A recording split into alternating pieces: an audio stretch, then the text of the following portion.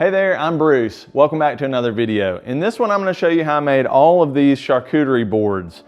I used a template and a router, and I happen to use acrylic templates. I'll tell you more about those later on in the video, but I really like how these turned out. I just got to do a bunch of different styles and different species of wood, so let me show you how I made them.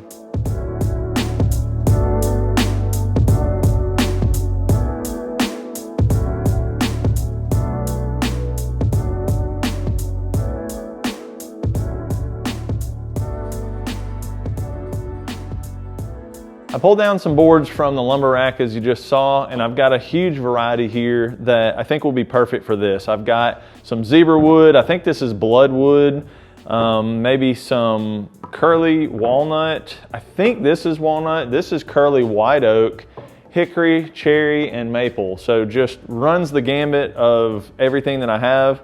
Now I'm going to spend a little bit of time kind of processing this stuff. Some of it is too narrow for an actual board, so I've got to get a nice edge on it and glue two pieces together to make enough to make a charcuterie board. So I'm gonna get to milling some of this up and we'll see what we have.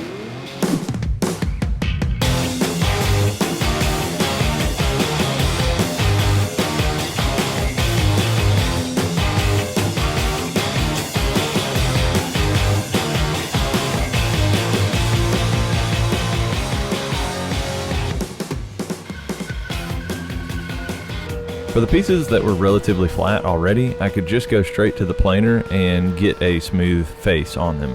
For some of the others, I had to cross-cut them, maybe at my miter saw, maybe even resaw them in half to make more of the material, and I did most of the resawing at the bandsaw. Then I would just take them to the planer and to the joiner to get flat edges and flat faces. When I had a couple of pieces that I was going to book match together, I would actually joint them at the same time with opposing edges, and that way when you lay them flat, they lay together very nicely. This helps cancel out any error that you have in your jointer.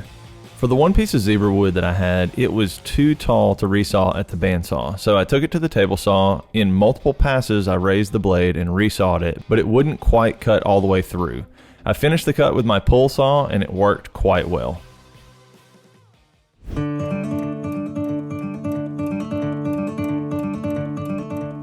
One of the boards had a void in it from where a knot had fallen out, so I decided to mix up some copper colored epoxy and pour that in there, and then I moved on to gluing up all of the boards.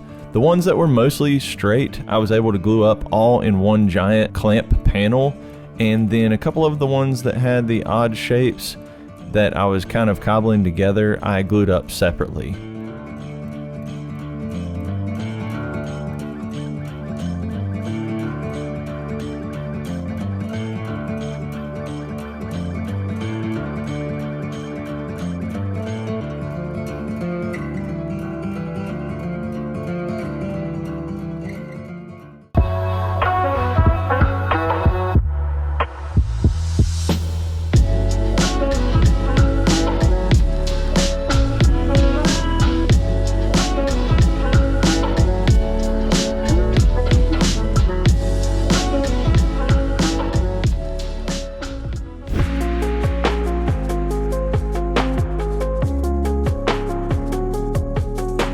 I used my laser engraver to cut out some acrylic templates, and unfortunately my microphone was off, so you could not get the satisfying sound of peeling this protective film off of it.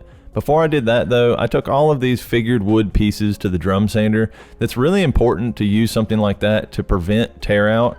Anytime you have grain that is wavy or really highly figured in wood, a lot of times a planer with straight blades like I have will tear it out. After the drum sander, I spent a little time hand sanding and then filling any voids with CA glue and activator. The main advantage of these templates being acrylic is that you can see straight through to the wood grain and place it exactly where you want it. It allows you to avoid defects that you might see or orient the grain a specific way very easily. I've got a bunch of these laid out now. I just use pencil on a lot of them. It may not be dark enough for me to actually see when I go to the bandsaw, but we'll see. For this particular one, and I've got a couple like this, I can't quite fit two of the templates on here, and I don't want to waste this board. I kind of want to come up with an unusual one and make like an odd shaped or a really long one. So let me show you how you can kind of use a template to hack your way into a different one. So what I can do is I'm going to trace down here so that I can bandsaw it out and get the handle shape. Basically forget the middle part, and then I can come down here and get the end shape, and I'll have this long board that has mostly this same profile, but not wasting hardly any of the board. So I'm going to try that out. I think it'll work pretty well. That may be a way that you could, if you have some of these templates, you could use this handle shape maybe on this style board or whatever. You can kind of mix and match because you have the different shapes.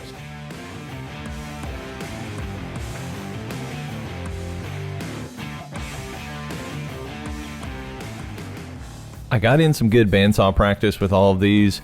I was just trying to stay a little bit proud of the line, so I didn't have much to remove with the router. And many of these I traced with pencil. This one I actually did with a marker so that you could see it a little bit better. But I'm just removing as much of the waste as I can without the templates actually on it. A few of them, once I attached the templates, I had to go back and trim a little bit more, but it wasn't that bad. I also just wanted to show you that if you don't have a bandsaw, you can do this with a jigsaw.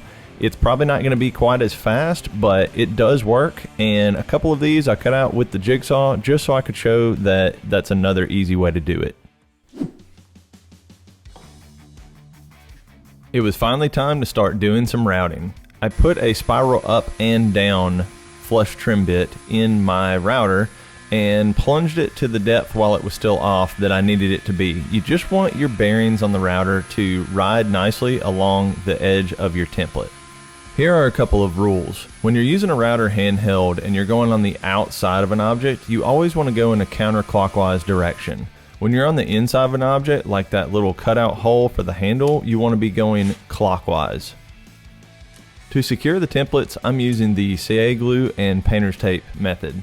What you do is you put painter's tape on both surfaces, you lay down a little bit of CA glue on one of the pieces of tape, and on the other side you spray a little bit of activator. Once you stick them together and give a little bit of pressure, they are quite secure.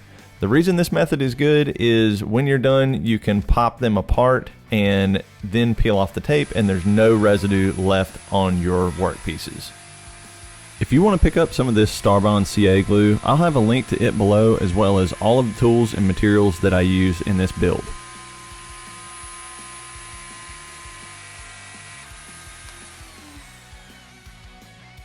This little board that I spent so much time trying to glue two pieces together of really gnarly white oak, as I was routing them, the handle actually split apart. And so I just took it to the bandsaw, lopped off the handle, and decided to shape it into a board without an actual handle. As I mentioned earlier, some of the boards needed a little extra trimming once I got the template attached back to it. Most of what I was doing earlier with using the template to trace with pencil was just to kind of lay them out and make sure I could get the maximum yield from all of my boards.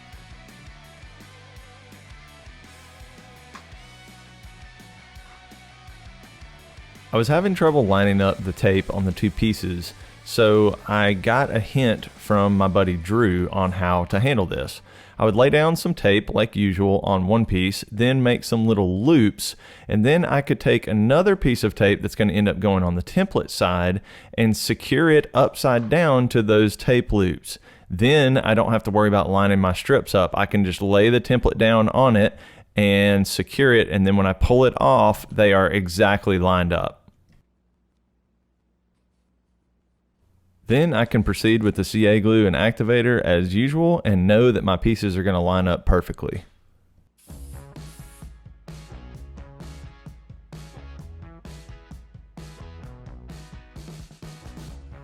I'm not going to show all of the routing just because that gets kind of boring to watch. Sometimes to get the handle holes, I would just use a drill to drill a hole through there to where my bit could fit through. Then I took everything to the spindle sander and kind of massaged all of those curves.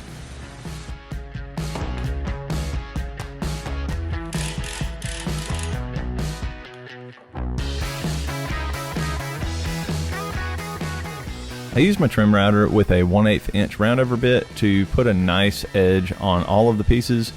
except for 2 of them. I used a 1/4 inch roundover on 2 of them just for something a little bit different.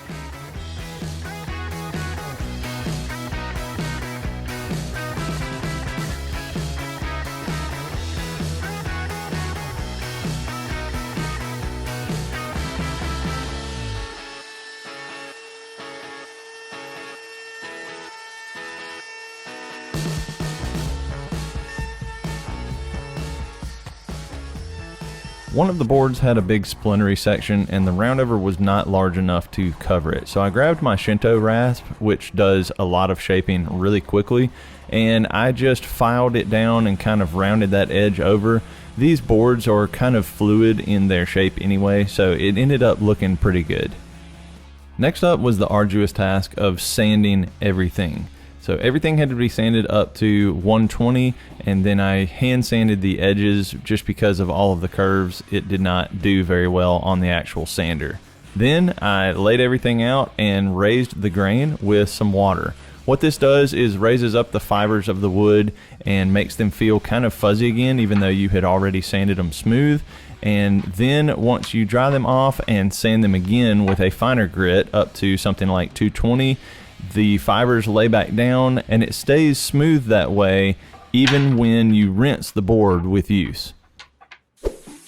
Off camera, I used my laser engraver to add my logo to each of these boards, and then I blew off all of the sanding dust that had gotten into all of the pores. Then it was time for the final step, adding finish. For the finish on this one, I'm using Odie's oil. It is all-in-one hard wax oil that you just buff in and then let it sit for a little while and buff off. It's kind of expensive, but it does a really good job with figured woods. Another finish that I use a lot is this Mahoney's walnut oil. It does a really great job as well.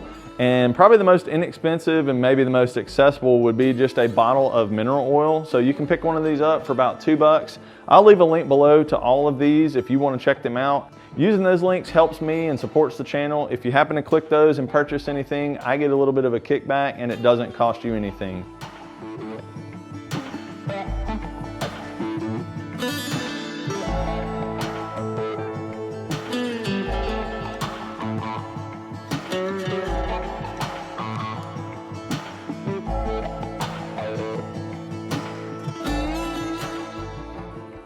Thanks so much for checking out this video. I hope you found it helpful. I would love to know which one of these boards was your favorite. Was it the zebra wood? I think that might be my favorite. Is it the Bubinga? It's kind of fun to say. Maybe this crazy curly white oak. That one's nuts. Yeah, leave a comment, let me know below. So on to the templates. The acrylic templates that I used right here, I actually made these, and I'm gonna have them listed in my store so that if you want to pick any of them up, you can. I'll have a link to that below, as well as some of these boards, because I'm going to list these in my store and sell them. So if you see one that you like, hop on over there, click the link in the description, and go check out those boards. Thanks so much for watching, and I'll see you on the next one.